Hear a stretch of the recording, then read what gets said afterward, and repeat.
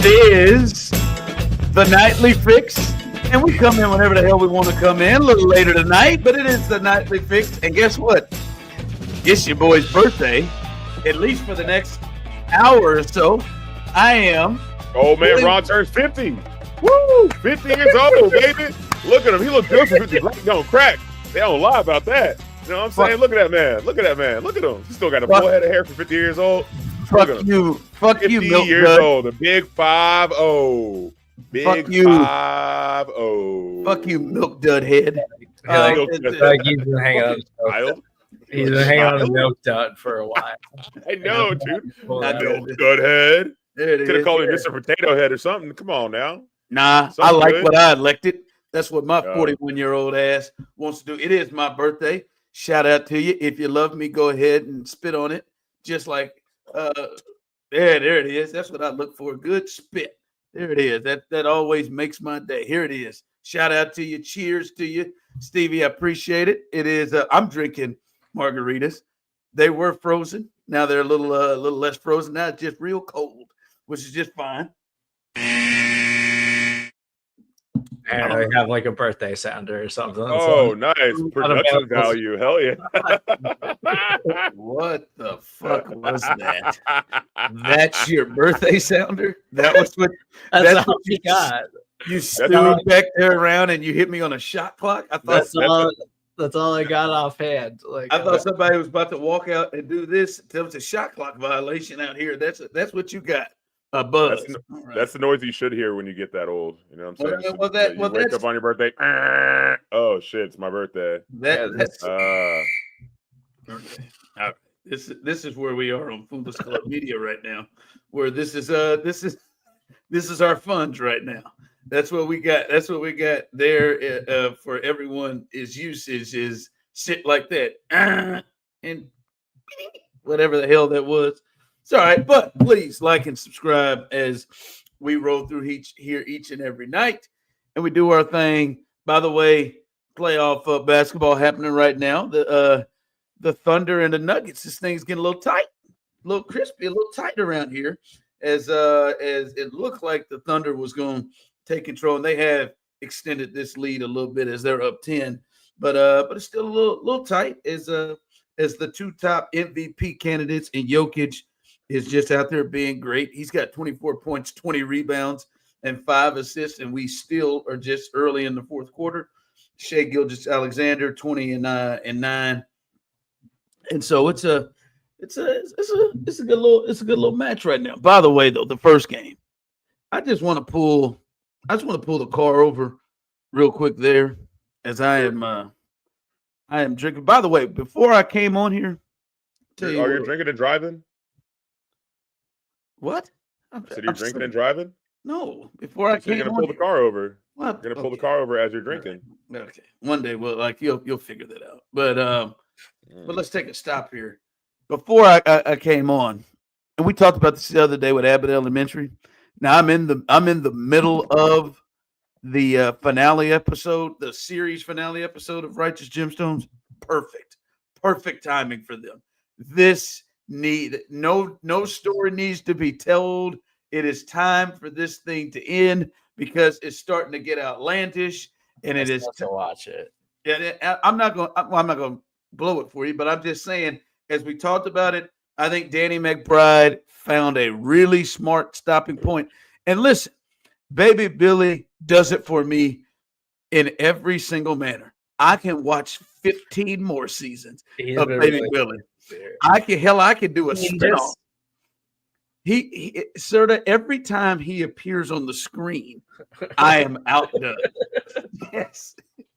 Man, I've never watched the show. Teen Just has killed me. Oh, you don't know. So when we're talking about Baby Billy, I know I've watched like one episode. I happened to watch the episode last week while I was at my friend's house in Austin.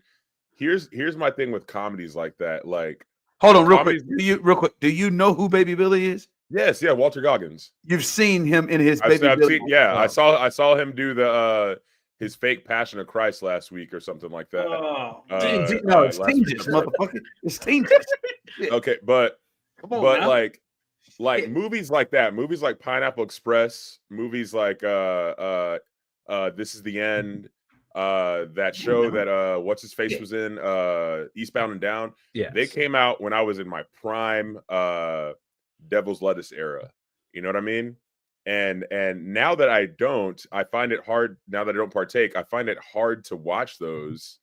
Really? Like they're just not as funny to me anymore, man. Like just stupid comedies like that. Like I'm just like, they don't like really make me laugh like they used to, you know. And it's sad. I will say about like Righteous Gemstones is spectacular, and I love it. And I was going to say I don't think it's just stupid comedy. I really don't. I think that like I don't really even smoke that much weed anymore either. And I just don't. And I just enjoy the show. But we get it, Ron. You're not a stoner, okay? Good. But Danny McBride and Jody Hill, the guy that he creates all these shows with, like they've always been really good. Like they don't want to make 8 seasons of a show. Like they did this with Eastbound and Down. They ended it. They made Vice Principals, and I loved Vice Principals. I think Vice Principals was a little bit ahead of its time, and so people didn't get it. And then Righteous Gemstones was like a perfect mesh. This is the first. This is the first of those shows. This is the first of those shows I've ever watched. I've not Down kind of tapered off the last couple seasons. Like the first 2 seasons is one of the funniest shows on television. The last couple seasons, it kind of stalled out. See, he's never been like done it for me. The cast is what drew me in, right? I'm like, all right, this has got John Goodman. Like for him to step into this, I knew he was silly. Like the cast kind of drew me in. That that whole shit is crazy. I mean, the daughter, the sister, she's a fucking, and I know she's been in other shit. Edie Patterson, I know she's been in other shit with him. She fucking outdoes me. Her and BJ, like that. Like BJ's tremendous. He's like from the whole thing, but no, I do think if they kept going, like the shit is outlandish anyway, Osita, to begin with. I think it will go even further. And again, like y'all were talking about yesterday, there's just characters you fall for. I'm not kidding you. Like I could do Baby Billy forever. Like I could do his silly ass comes on. Like now hold on just a minute down there, Eli. Now hold on, get. You know, I'm not here for these. I'm not here for these babysitter. I'm not here for these childish ass games. Here, get them goddamn kids. Get them kids. Get shit. The hell are you talking about? Get up them kids or eat that goddamn and stop smoking that pipe. Shit. Don't smoke that pipe. He has a moment in the last episode where he's like, so the episode before, he's like, not asking for a lot, god damn it. I'm just asking for an 8-ball and $2 million. Yeah, I saw something about that. And then the last episode, he has a moment where like the cocaine comes up huge, and he like takes a step back and he's like, God, I swear to God, I will never ask you for anything else. Please, God, bless this cocaine to give me the power to do what I need to do right now. And then he just blows it. It's even the older ones, man. Down that moment. I'm talking about doing really well for yourself. You got this couch with all these cup holders. That's hey, when they did the this is the old one when they did look back and that fool was at their house and they was doing all the gifts, and I guess he thought they held his to the end. I guess he thought he wasn't gonna get no gifts, and they said, "Baby Billy, you didn't think we was gonna forget about you." He said, "Shit, y'all like to piss me off." but he said it in that Baby Billy voice. Boy, shit, y'all like to piss me off in here. What Baby Billy? What y'all get for Baby Billy? Shit, I'm a star. Shit, I don't have these countless ass games. I'm a star in here. Shit, you must tell them, motherfucker, just best not know. Shit, this Baby Billy in this bitch. Here, I want y'all to come take a look at this. This is my new game. It's called Baby Billy's Bible Bunker Game. Baby Billy sound like a coked up pimp, dog. What's going on? He's really. I don't even think he's in the first season. I don't think he came about until the second. He comes in that second season. We just see his dick right off the bat. Like he in there butt ass naked. He said, "Hey now, I got me a bad one now. She's a perfect 10. I'm talking about a Bo Derek, but her teeth a little fucked up though. We gotta fix it. We gotta fix her teeth. But he is. I swear. Like, what do we talk? Who's the character from Barry that we talked about? Dude that came. Hank. Oh no, Hank. Yeah. He's like that. Like, I don't. It's like he's got to go up there. I know I'm maybe going over the top. He's got to go up there like Steve Urkel, like characters that I don't think they intended to like steal the show. Have such a feel of the show. But like when I'm telling you, if Serda puts up a photo of that fool, like I'm going, like I can't contain myself. He just killed. I used to just bring my boys over to the crib to just watch Baby Billy's greatest hits. Like just that time when they went, when them dudes tried to break in and blowing up that damn church, and Eli called him with them pistols. He said, God damn it. Yeah, y'all heard him. Put your hands up. Eli said, come on, every last one of you, strip naked. Baby Billy said, well, hold on now, Eli. I don't know about that now. He said, everybody, get on. All right, go ahead. I'm walking in here like a bunch of country thugs. Come on, get him down there. Balls and all. I want to see him. Take them drugs.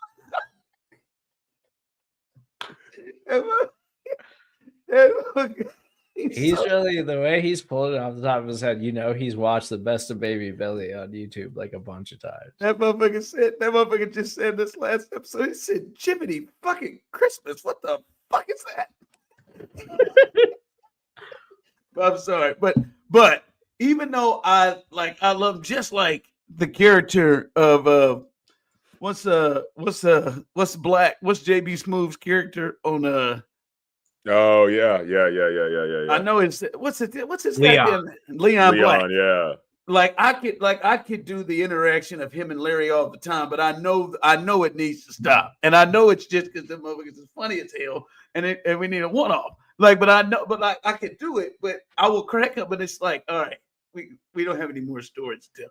If them motherfuckers did a spinoff of Baby Billy, oh, I'm in now. Oh, baby, how about Baby Billo and Leon Black? Just chopping it up at the corner store. Them two motherfuckers. So boy, that Baby Billy boy. He gets me every time, man.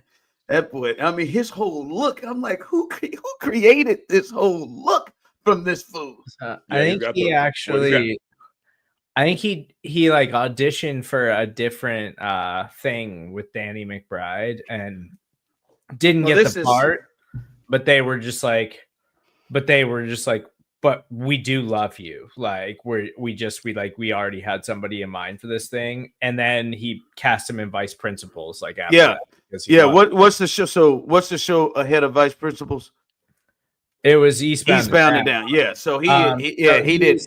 He was supposed to be, I think Jason Sudeikis was on like the final season. They already went with Jason. And he auditioned for that and they loved him, but they were like, we had pretty much already like offered it to Jason Sudeikis. And then, but he was like, but we love you and we want to work together. So they cast him in vice principals and then cast him in Righteous Gemstones because Walton Goggins is amazing. Yeah, but that is a clear example. I think it's. But by the way, Osita, like I don't think it is just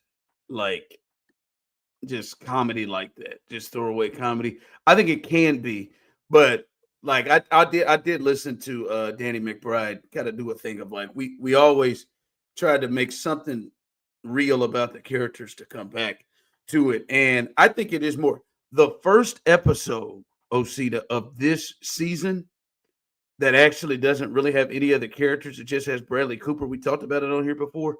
Mm-hmm. That is some good shit.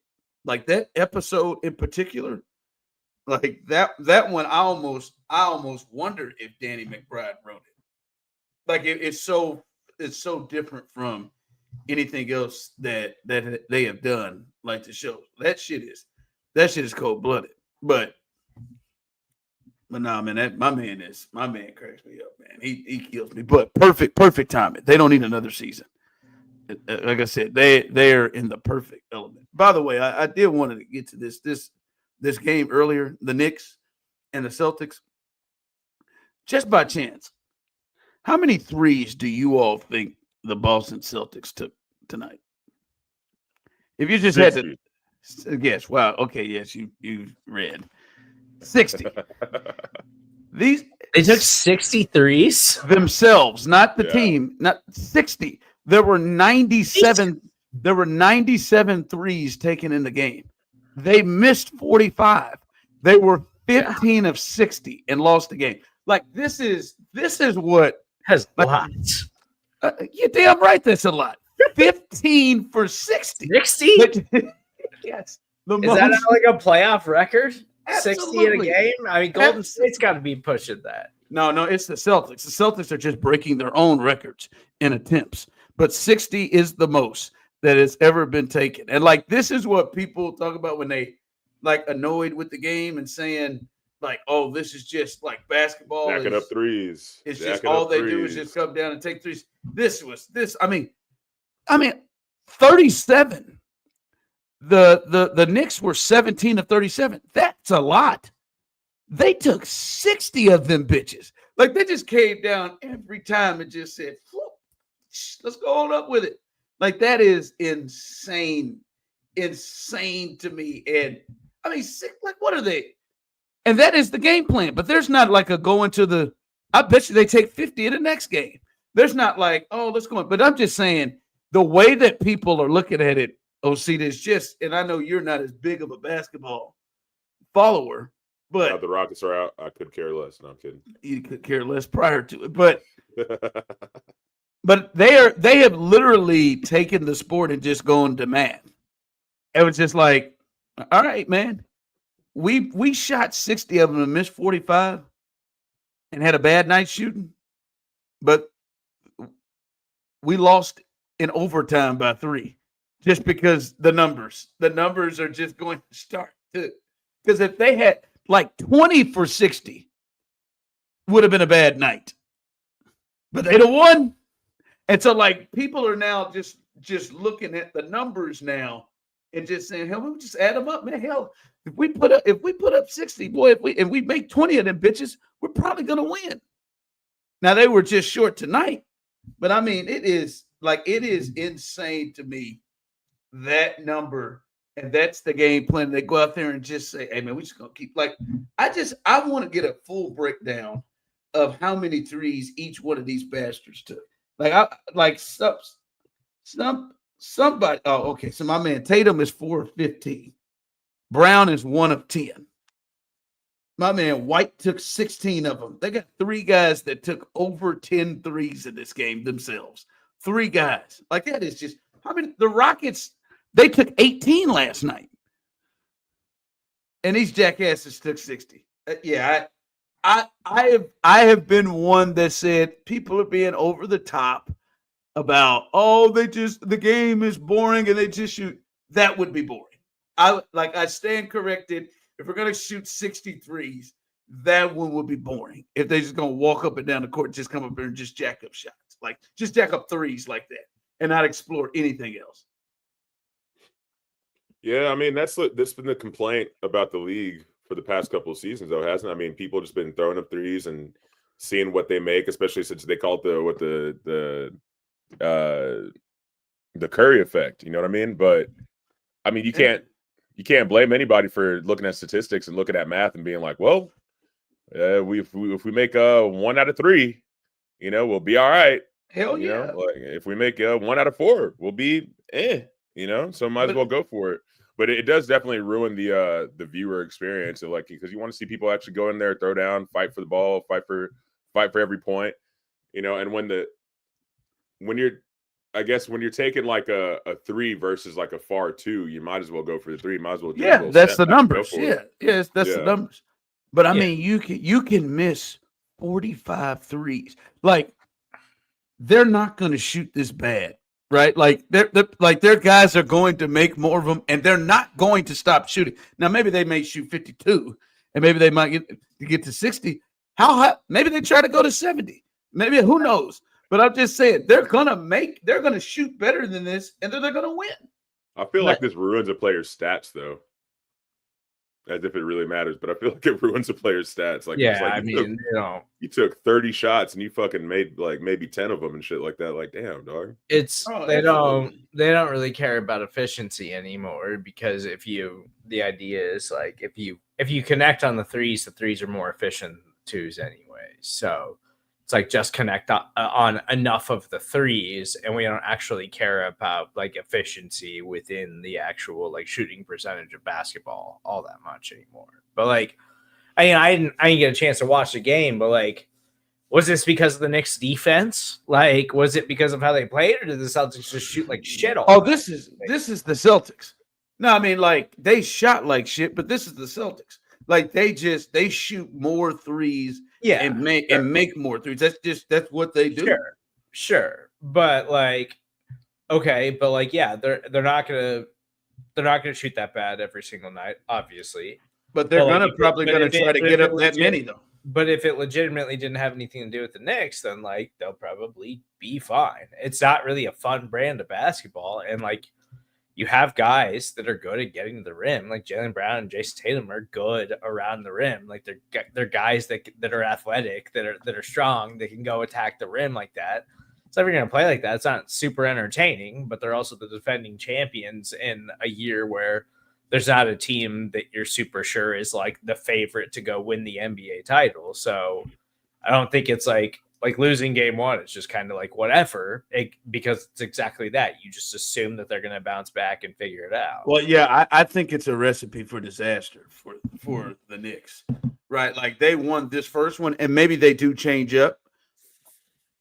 But again, like, if they made one more of them, the game's tied. If they made two more of them, which I think they're probably banking, because Orlando, the series they were in before, they said, okay, so what we're going to do is not allow you to just shoot threes like you want to.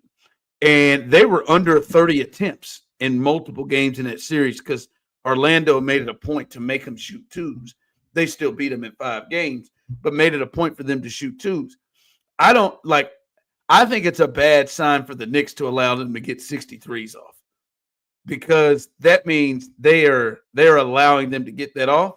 And like Serda said, like, they're going to make 30% of it. This time they made 25% of it. They're going to make 35% of it. And then y'all going to get your asses whipped.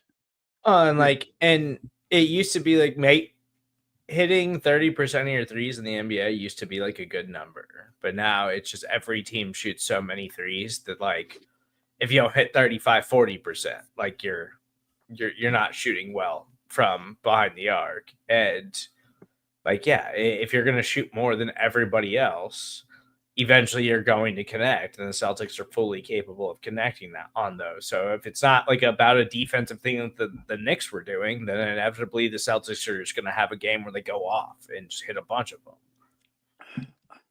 As I'm drinking this margarita, excuse me, one almost went down the wrong pipe. I don't think, now that I'm sitting here at the ripe age of 41, 50. You ain't got a lot of these people. Milk Dud. I just start wearing yellow. I'm not Chad, man. Calm down. Just start wearing yellow. I'm not Chad. It's okay. I don't think I have taken good advantage of my birthday falling on this holiday over the years. And I love frozen drinks. It's my shit. But like I didn't, like, this year, obviously I couldn't. Right. I had a baseball game. I had a bunch of stuff. But even over the years, I don't take advantage of it. Like, it's like, I know when I get up, my birthday is a drinking holiday.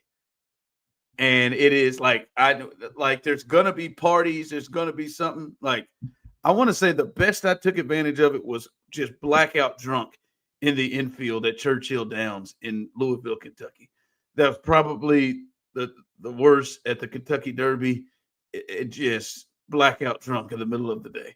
But you went to Derby? Oh, we did that 2 years in a row. Taped got Ziploc bags. Everybody got their flavor, whether you wanted vodka or whiskey or rum. You taped it to the inside portion of your leg.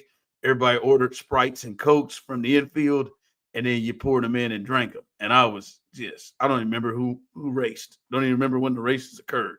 I was just in the middle of their drunk. That's where the cheap seats. I would always, if you recommend that, if you're young, you want to go to the Derby, you ain't got to pay to sit up in the grandstand.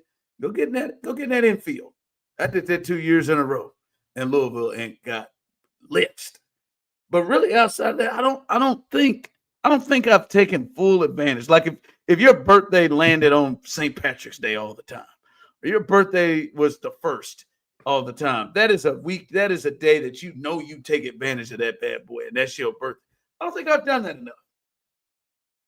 I mean, I'm not a birthday person. So like, I mean, last year, like I was in a relationship and thankfully my girlfriend like kind of had like a get together for me because otherwise I'm just like, it's whatever. Like I don't do anything for it. So, I mean, I guess it's on a holiday, but I would never ever like be like, oh no, every year we're going to go all out and throw like a huge party or whatever. But it's not, yeah, but you don't, but see, on your when's your birthday? Just some random ass day. Yeah. I didn't mean Dang, dude. September 7th. It's usually right.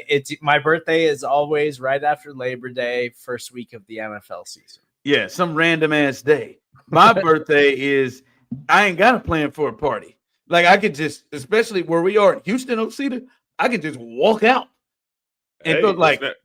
It's never too late, Ron. You got 55 minutes. You down? You gonna meet me when the show's over? What's up? Where we going? You full of shit, man. You in your robe, I can tell. You full of shit. This robe ain't nothing but a costume, baby. You know what I'm saying? All I gotta do is throw something on. I'm ready to go. That's some real Baby Billy line shit right there. But if you'd have just said it like, yeah, baby, this robe ain't nothing. This robe ain't nothing but a costume. I take this shit off right now. Tell me where we're going. Shit.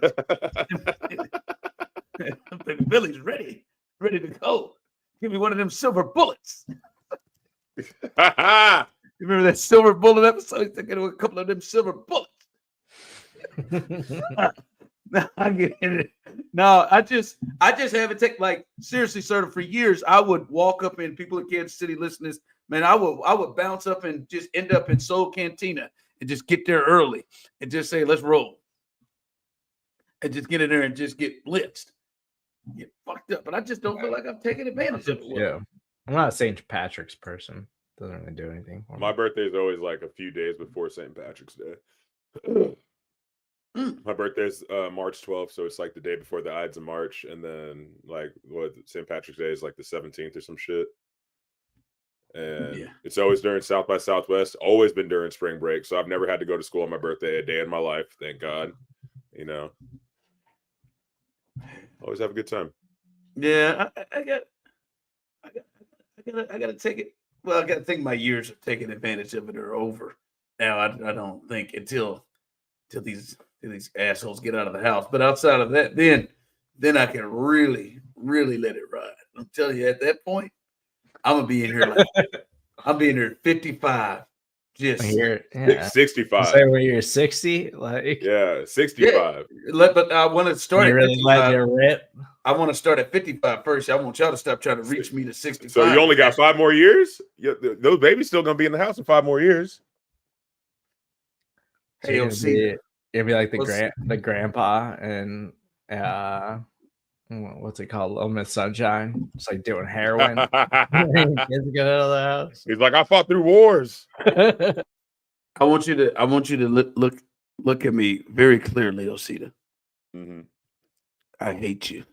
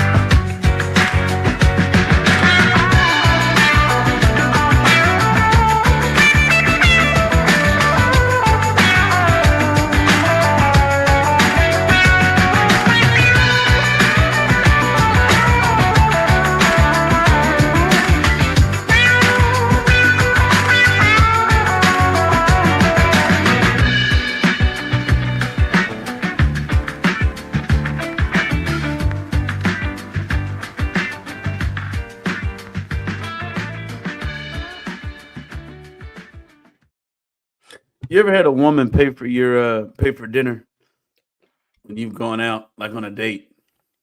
Sure. Mm-hmm. You have Mm-hmm. like Multiple times.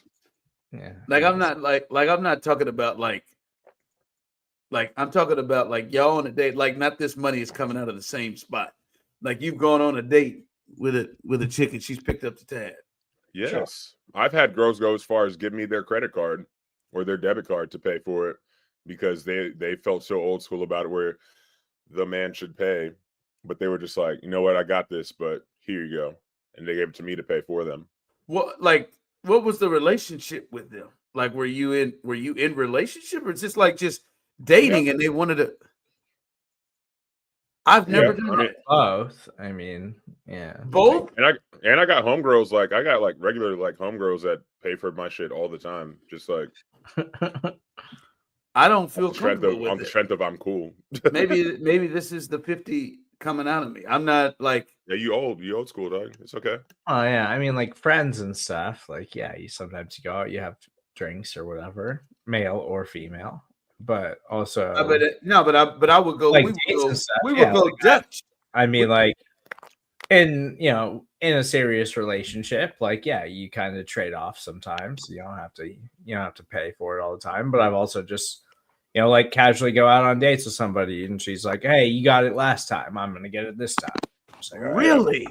Yeah. Those are the cool ones. Those are always the cool ones too. I don't think I feel comfortable with it. Like I think for me it would at least what? I'm just like, all right, fine, yeah, cool. That works for me. I think the most would be like Dutch. Like you pay for yours or you pay for mine. Like I've done that. I don't think I've ever, and not to a point that I feel like, oh man, it's gotta be a man. Like shit, man. I know there are many women who can probably got a better shot at some handiwork around the house than I do. But I just like that part is never, I have never gone on a date, like a date that isn't like somewhere where all the money is coming out of the house, the same household. I don't think I've ever gone on a date and not paid. Look, Something. I went to something. I went to Levitation Fest last year in Austin, Texas, right? Is that a second home for you? Shit, your stories are in Austin. I've been going to Austin for years, dude. I should have moved there a long time ago, but it just hasn't happened yet. So I'm talking to this girl. So like 2 years before, I have a lot of friends that live in Austin. I have a lot of friends that have to do with this festival or whatever. So like I'm able to get like passes and guest lists for certain shows and stuff like that, right? So 2 years before, this girl came from Florida that I used to know. They used to live in Austin, and we had a really good time, spent the weekend together. I got her into like all these shows and shit like that. Last year, I guess she got like a really good job sometime this year or whatever, and so she was just like, hey, I'm gonna buy us passes for Levitation. I was like, okay, bet. She ends up getting the VIP deluxe package, which are like $900 a ticket, right?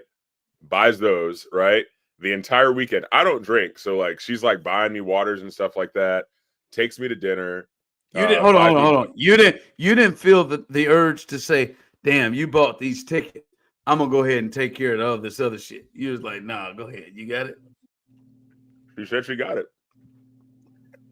She said she got it. I mean, I would like in that situation, I probably would have been like a couple times. I've been like, "Hey, let me take care of this. Like, it's fine." Oh, really? Like, you do that, but yeah, especially if she's taking care of everything, I might have been like, "Hey, let me pick up this tab, or let me grab us dinner tonight." Or to be fair, I only really hung out with her one day out of the weekend because the first night was Halloween night, and it was so ridiculously crazy. Like, she was just too much, dude. Like, she was too much. She was drunk as fuck, fucked up, yelling at me at 5 o'clock in the morning, like being like, "Don't tell an Italian girl to shut up," blah blah blah, like all this crazy shit. And so like the next 2 days, I was just like, if I don't see her, I don't see her. You know what I'm saying? If I don't see her, I don't. That's a lot. But yeah, it was cool though. I mean, it was really. I felt really, for somebody to pay for me and everything. But when you fellas do that, y'all don't feel like you don't feel weird at all. Because I feel weird if it's like, hey, back in the day, like I'm taking you on a date or whatever, and no, I got it. No, not, and it's not a deal of like I don't believe you can do it. You can do it. I just like I feel weird for a woman paying my tab, like a woman in that scenario. You know how many times I've felt used by going on dates with these women and paying for everything and planning like super nice, great, thoughtful dates, great, amazing, thoughtful dates just to be ghosted the next time. But you can't take that out on the next one. I'm not gonna treat the next one. I'm not gonna go into it with that thought every single time. You've been ghosted like that? Damn, I wouldn't think that. I'm surprised by that. You're mostly a good-looking guy, kind of. I'm handsome. I realize that. And what did you say? And little white women love me. Little white women do love me. But I picked the wrong ones, baby. I picked the wrong ones. They crazy out there. No, I think Ron's just been married for too long. And like, yeah, didn't you get married like right out of college or something like that? Yeah. Like it's just I was 27 where they're happy to pay for things, and I'm like listen, I'll pay for things or I'll pick it up, and they insist or whatever, and then I'm just like, okay, well I'm really not going to argue with you. Like if you really want to pay for it that bad, it's fine. And then next time I will pay for it. It's fine. First off, I was 27, not right out of whatever. I just now, so it's been a while. Again, you've been out here in these streets. Yeah, fuck you too, Steve. Fuck you too, Steve. Hey, look, we're happy for you though. These streets are hard. First off, you guys are like 6 years younger than me, maybe. So shut up. These streets are. I'm 34. You're 50. Calm down. Yeah, I'm not 50, and you're 30. And you're 37. And I'm 34, sir. And you've lost your hair like you're 60. So get the fuck out of here with that. Grow it. Why don't you grow it? Yeah, grow it. Why don't you grow it? I grow a nice beard. Let's see what you can do. Going on. Yeah. And you can't do that, Steve. So shut up. Make me back out of a corner. I got a great head of hair. Look at him. Look at him get so defensive. Don't pick me out of a corner. I'm just saying, it must be past. It must be past your bedtime. 50-year-olds aren't supposed to be. You're supposed to be getting eight full hours. You know what I'm saying? 8 to 10 at least. Yeah. Well, stop doing heroin. Sorry. What that was the only thing I had left in the bag. Yo, that reminds me. There was a story. Put the belts away, man. Strap the belts. Put the belts down. There was a story I was telling the other day where I had rented a Jeep because my car was in the shop. I got in 4 wrecks in 5 days, little fender benders. So obviously I realized I can't drive the Jeep, so I decided to return it. Right. The morning I decided to return it, I get in the worst accident of my life. Flip the Jeep a couple of times, run into a bunch of people, end up, destroying the car. I was able to grab my backpack before they tow it. I go to the tow yard to get the rest of my things. I had some Jordans in there, had a guitar in there, like a bunch of shit in there. And they told me that I couldn't get the things out of my car because the rental agreement wasn't updated for that day because that was the day I was returning the car. So because I was returning the car, whenever I got in the car wreck, I couldn't get my things out of the car. So I'm just like, look, lady, I just got in a wreck 5 hours ago. I just got to the hospital an hour ago. I just want to get my guitar and my shoes out of this car. Please let me get my stuff. She's like, no, we can't do that. I'm like, look, man, I don't know if you're hearing me, but like, I need to get my stuff out of this car right now. She was like, sir, if you don't calm down. I was like, look, I'm being calm, but if you want me to not be calm, she was like, I'm gonna have to call the cops.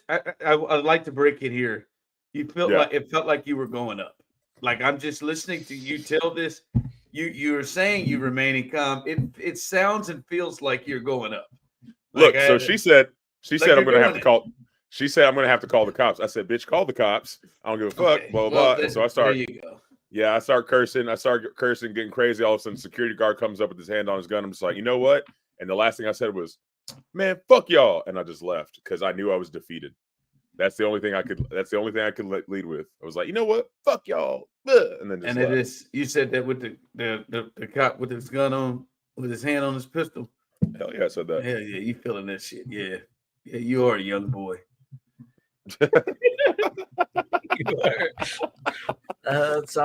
You probably turned your back and walked away from it too.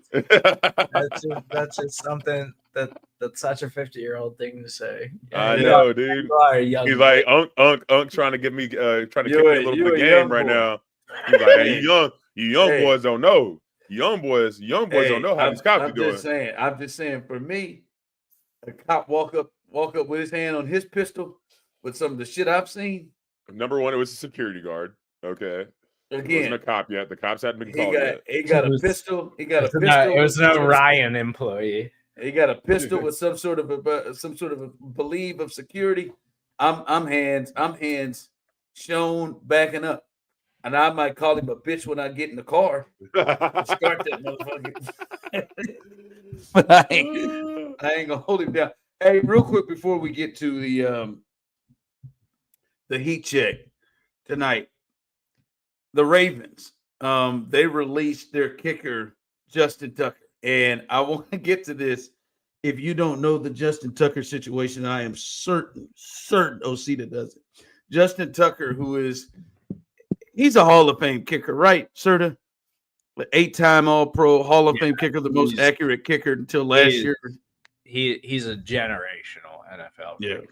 But apparently an alleged ultimate horn dog, an aggressive horn dog.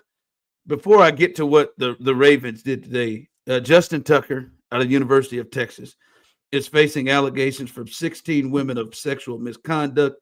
Each of the women who are massage therapists, stop me if this sounds familiar, Deshaun, are accusing Tucker of engaging in inappropriate sexual behavior during massage sessions. And this very much so, like the Deshaun situation kind of continued to build up. And as a side note, which is going against Justin Tucker here, I do not believe that Tony Busby is involved. So this is a difference. He'd be better off if Tony Busby took the cases. But this is a situation here. 16, this happened after the season ended, and they're going into the offseason. And the Ravens, they went ahead and released the kicker after they drafted kicker Tyler Loop. The organization continues to insist that this is a football decision and nothing more. Y'all believe that bullshit? And it is worth also mentioning that he's coming off the worst season of his career. Certainly, yes. Again, is that a great time to get allegations? It's not a great time. But also like the allegations and him coming off the worst season of his career, it's just like, oh yeah, you're just a kicker. Eight-time All-Pro and like has been the best kicker in football, and he is synonymous with their organization. Yeah. He's been best kicker in football since he came into the NFL, and one of the greatest kickers in NFL history. Like he is that good. But also he's old now and has all of these misconduct allegations and is coming off the worst season of his career. So easy. Also, he's expensive because he's old, he's great and celebrated. So easy to be like, let's just draft another kicker and cut ties with him because he's, at the end of the day, he's just a kicker. So who cares? There's no way that this is just football. When they drafted this Tyler Loop character, they knew exactly what they were going to do because, yes, why do you want to hold on to this nut? Why do you want to continue to roll with this cat that has, this attached to him? We're seeing the Deshaun and very much like Deshaun, there is a chance that this thing isn't just held to the 16. There's a chance with as much as we're hearing that he's been at multiple massage therapist places and at these things that this can continue to rise. The Ravens is wild for it. And they can just keep saying it, right? And John Harbaugh can keep saying this only about football, but this is clearly clearly because they don't want to be attached to this dude anymore. Which, hey, I understand why you wouldn't want to be so, but I do find it really interesting. They are continuing to insist. No, nothing to see here. This football. This football. By the way, do you, and in particular with you, Serda, do you find it? Do you feel like he's gotten a pass in how he has been covered with this? Because he's a kicker. Yeah, I was going to say. So you do think so? Because this is not nearly to the level of Deshaun. Because he's a kicker, nobody cares. Because he is the best kicker, maybe in NFL history, and a Hall of Fame kicker. He ain't just a random dude, but you do think he is a double standard here. Yeah, 100%. Because it was like when it came out, I feel like lots of people talked about it, and now unlike the Deshaun Watson thing where it was this is a quarterback, and not only is this a quarterback, this is a star quarterback. Like this is a guy that was deemed like a franchise player for the Texans, and then not only that, like was also for several years at Clemson one of the absolute best players in all of the country, won a national championship, like looked at is like one of the absolute like best players across the planet when it comes to playing football. Justin Tucker is certainly that as a kicker, but it's a kicker. Like we don't put any weight into kickers, into special teams in the NFL. And Justin Tucker has been excellent over the course of his NFL career, but it's very easy to just cut him now. And especially at the tail end of his career, cut him. Like, I don't think Justin Tucker's ever going to play football again. Oh, I don't either. Like it's easy to just cut him and be like, oh, he's old. He's coming off the worst season of his career. And he's also not going to be cheap because even if he signs for a veteran minimum contract in the NFL under the current collective bargaining agreement, you could find a kicker for way cheaper by just signing somebody off the scrap heap and hoping that you can get by. Where like, yeah, Justin Tucker for a long time in his career was a difference maker as a kicker, but he is certainly not that now. And most teams would just be like, "Wow, we'll just figure it out. We'll try to find a kicker and get by." Like, I don't think Justin Tucker's ever playing in the NFL. Oh, I'm with you. Nobody is touching it. By the way, the game of the playoffs just ended. The Denver Nuggets have come all the way back, and they just won this game with a 3 with 2 seconds left by Aaron Gordon. And they were down the whole way. By the way, Jokic, 42 points, 22 rebounds, 6 assists in this game. And they come all the way back and end up going on a huge run late in the fourth quarter. And they win 121-119. He hits a 3 with 2 seconds left. Aaron Gordon, who has just developed this Russell Westbrook pushing it. And Russell Westbrook, the most self-aware person in all of the NBA and maybe sports, after they beat the Clippers, said, hey, there's a Russell Westbrook experience. You might get me turning the ball over. You might get me making a great pass. You might get me missing a 3. You might get me making a 3. You never know what the hell you're going to get from me.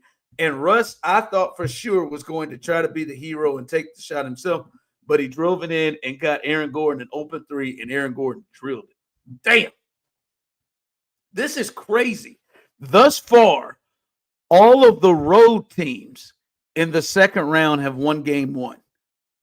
The Knicks went in there and beat the Celtics, who missed 45 threes today because they shot 60. Yesterday, the Pacers beat the Cavs, and they went on the road and won there. Now Denver just went on the road and beat OKC, who won 68 games this year. And now Minnesota and Golden State get going tomorrow. Crazy. This is going to be a fun second round this year. By the way, let's hit it. Heat check.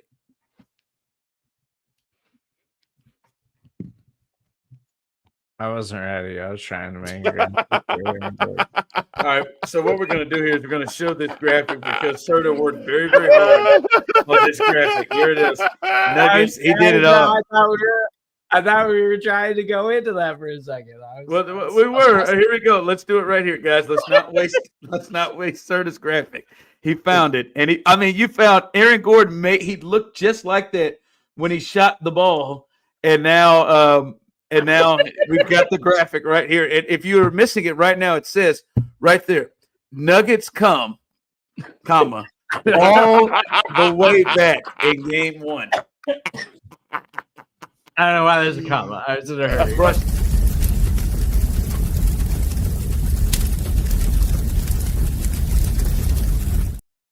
We just gained 20, and I'm looking at it right now. We just gained 25 viewers from you making that graphic. Damn. Nuggets come. That's the nightly fix right there. All the way back. I am hammered. But go ahead. We're like Russell Westbrook. You never know what you're gonna get. You know what I mean? Damn, that's good. But you know what you can do is like and subscribe. Foolish Club Media. Go ahead and check it out. Nightly Fix, not Netflix. Nightly Fix. Do that. I will probably watch Netflix coming up after this.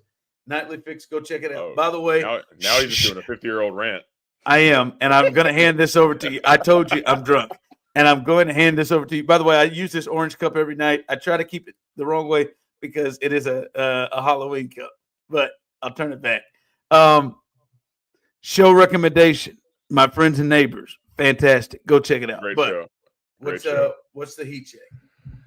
All right, can we get another heat check real quick? Serda, can we reset this?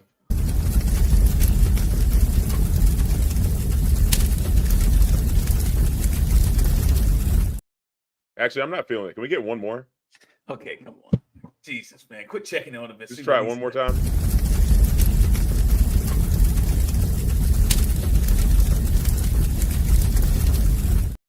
Okay, for the sake of continuity, can we get just like one more? Serda, come on, man. Serda, don't do it. Stand on business.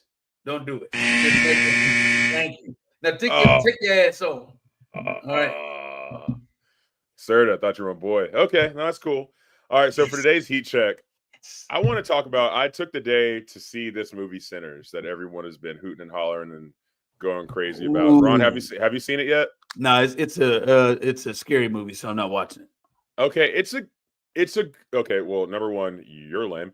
Number two, I am. I'm a bitch. I will take that. Yeah. I didn't want to say all that, but okay.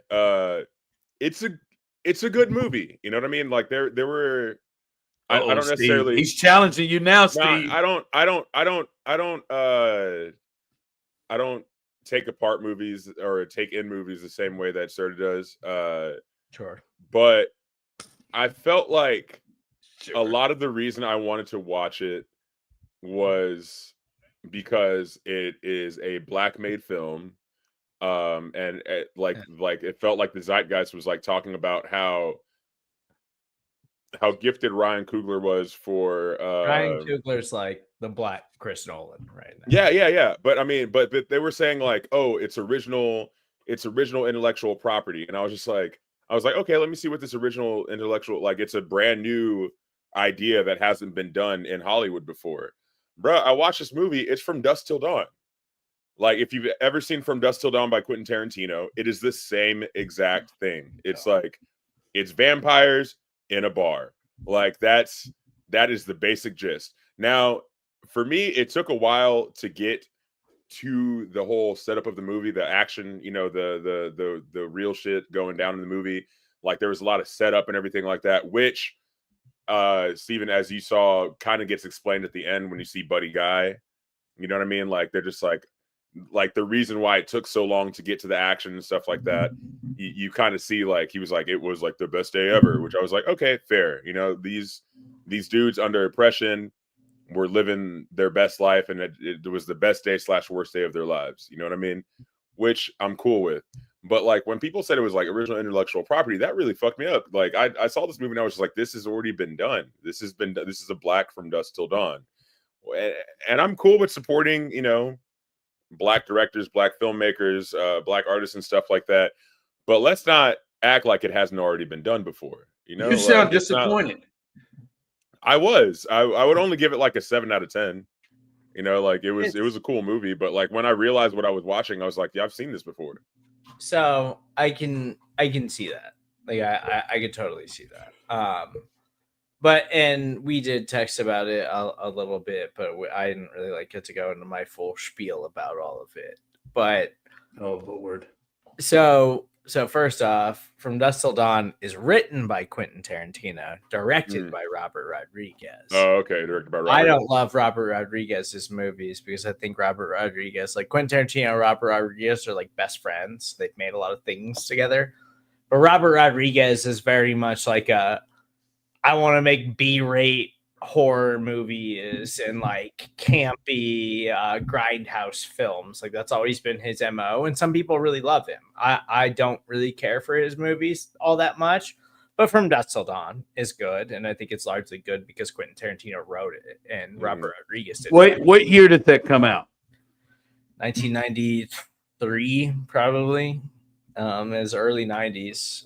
But it was like one of the first big movies George Clooney was ever in. 96. 96. Oh, I was off. Yeah. So it was later, but it was one of the first big movies George Clooney ever made. But no, From Dusk Till Dawn, like you can see From Dusk Till Dawn's stamp all across Sinners, 100%. Like even like the gore in Sinners is very like, but it's not. I don't think it's just a nod to From Dusk Till Dawn. It's also a nod to like grindhouse horror, which is like this kind of like B-rate horror movies. Like that's what Ryan Coogler was going for intentionally. So there's nods to that movie as well as just like the grindhouse genre in general. But I just think like what he did in Sinners, I just think is like a lot deeper than anything that they ever did in From Dusk Till Dawn. And there's a lot more like meaning to what they put together.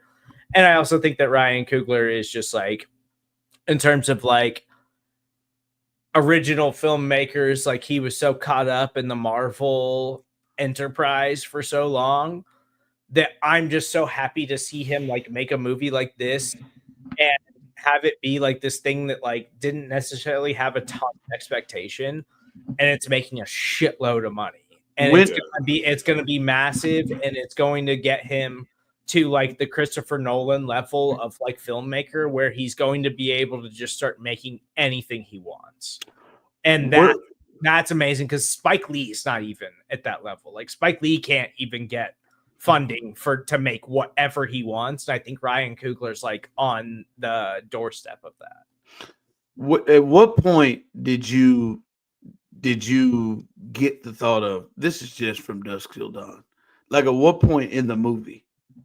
As soon as was it early in the movie? No, it wasn't early in the movie. It was definitely like it was probably towards the end, like while like the vampire, like especially when the sun came up, I was just like, oh, okay, cool, yeah, this is 100%. So but hold on, were you feeling that the whole way when you were watching it up to that point? Were you feeling like, damn, I'm watching something real? Because there's a lot of setup before that even starts happening in the first place. You know, there's a lot of setup of them setting up the juke joint and like doing the whole thing and, you know, explaining how their relationships to each other and their relationships to the past and how they got their team together, who the characters are. There's a lot of setting up the characters and stuff like that, and in the form of like a day in the life before they open up this juke joint, which was cool. What were we gonna say, Steven? Well, and that's like they don't do that really in From Dusk Till Dawn. Yeah, it's just like two dudes that just kind of pop up somewhere and they're just like, fuck. But like I think the setup is also important to the story and why it like has like deeper meaning to everything. Because From Dusk Till Dawn doesn't really have any like meaning. Like it's a fun like campy vampire movie that was really popular in the 90s, and like I understand why it's popular and why what Ryan Coogler would like essentially reference it in Sinners, because he obviously likes that kind of movie. But also like I think he basically took the concept of that and like just gave it like way deeper meaning with like everything that he explored in Sinners, and just like the way that it's shot and like everything that he's doing with like IMAX right now. Like Christopher Nolan's essentially the only director in Hollywood right now that like gets free right to just film whatever he wants on IMAX. And Ryan Coogler just did it. And Ryan Coogler had literally sold out shows until the day Sinners left IMAX, to the point where they're like, okay, we're about to bring Sinners back to IMAX because it was making so much money in IMAX, which is insane. And so I just think it's just like, it's a beautifully made movie from an amazing director, even if it has elements of things that we've already seen. I think that it also like gave much deeper meaning to the things that we've already recreated. We've already seen vampire movies. Yeah. And this one had a lot more meaning to it than most vampire movies that you're ever going to see in your entire life. You know what? I left that movie feeling like it was Ray mixed with it was Ray mixed with whatchamacallit, mixed with From Dusk Till Dawn. That was like my oversimplification. I was just like Ray with Dusk Till Dawn, like done. The ending without like spoiling anything, like the ending just kind of felt like a fuck it, let's throw it in here for no reason. No, but honestly, the ending, the very last scene made everything okay with me. Like the mid-credit scene. Yeah. The very last scene, I was just like, okay, bet. Incredible. Game changer. Legitimate movie epilogue. That was amazing. Like that almost like that brought the movie. Oh, you're talking about the last scene before the credits when he just goes off. No, that's what I was talking about. Yeah. That felt like the end of Inglourious Bastards, where they're just like, you know what, we might as well kill the bad guys. Yeah, you know what I mean? That like, just let's felt just kill like them. Ryan Coogler being like, fuck it, we might as well. Why not? Yeah, like it was kind of unnecessary, but it was like, all right, fine, I'm on board. Let's go. I was hoping the vampires were going to do that the whole time. That was my hope. Like I was hoping the vampires were gonna like be like, you know what? Let's team up and kill these motherfuckers. I was like, damn, that'd be sick. Like, but I'm gonna be completely honest. It is not like intriguing me at all to go and see.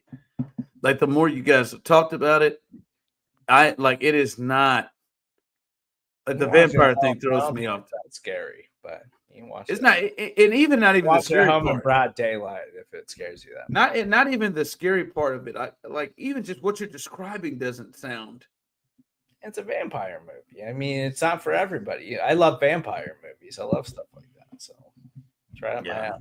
Yeah, I'll pass. Won't you vampires on home, Osita? All right. Well, speaking of sinners and two people living in sin, when I was in high school. I was in love with the redheaded little French girl.